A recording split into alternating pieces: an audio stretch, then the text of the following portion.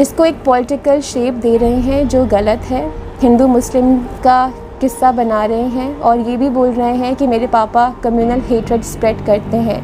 लेकिन अगर आप मेरे पापा के स्पीचेस सुने तो मेरे पापा ने कहीं भी नहीं कहा that Islam is superior or Hinduism is inferior and you should embrace Islam because Islam is superior.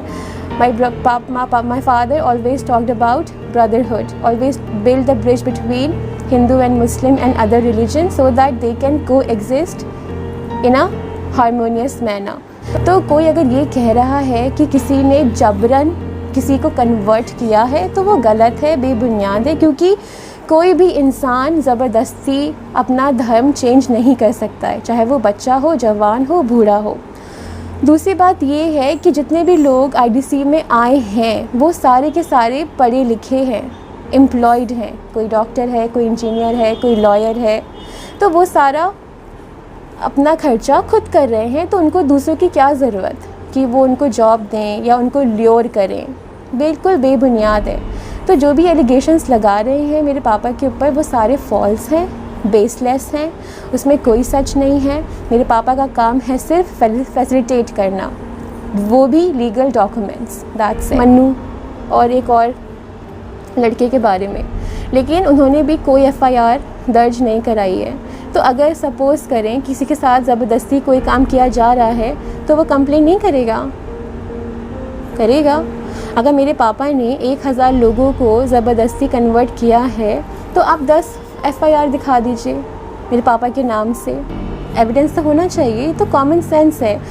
मतलब हम अभी भी उस स्टेज में हैं जहाँ पर हम जो देखते हैं हम वो यकीन कर लेते हैं, लेकिन हम कॉइन का दूसरा साइड नहीं देखते हैं। लेकिन मैं यहाँ पे कॉइन का दूसरा साइड दिखा रही हूँ, इसलिए क्योंकि लोगों को अपना जजमेंट पास करने से पहले जज करना चाहिए कि आदमी सही है या गलत है, उसके बाद फिर डिक्लेयर करना चाहिए कि हाँ वो कल्प्रिट है या वो गिल्टी है। लेकिन मेरे पापा इनोसेंट हैं और मुझे पूरा यकीन है कि जुडिशरी एविडेंस देखेंगे, प्रूफ देखेंगे, उसके बाद मेरे पापा को इज़्ज़त तरीके से रिहा करेंगे।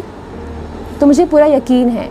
अभी कोई एविडेंस नहीं है, इसलिए एलिगेशंस पे एलिगेशंस लग रहे हैं, लेकिन जब एविडेंस प्रेजेंट होंगे इन द कोर्ट मुझे यकीन है my father will be at home with us.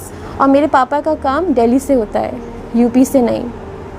ये मेन पॉइंट है। मेरे पापा का ऑफिस दिल्ली में है, लोग दिल्ली में आते हैं और फिर कांटेक्ट करते हैं और फिर डॉक्यूमेंट्स के लिए अप्लाई करते हैं।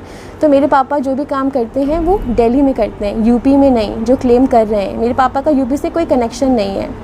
जो भी काम होता है वो कॉन्स्टिट्यूशनल राइट के अकॉर्डिंग होता है। कहानी यहाँ से शुरू हो गई है कि विपुल कन्वर्टेड मुस्लिम है, तो उसके बाद से मेरे पापा को फंसा दिया गया है कि मेरे पापा कन्वर्जन करते हैं।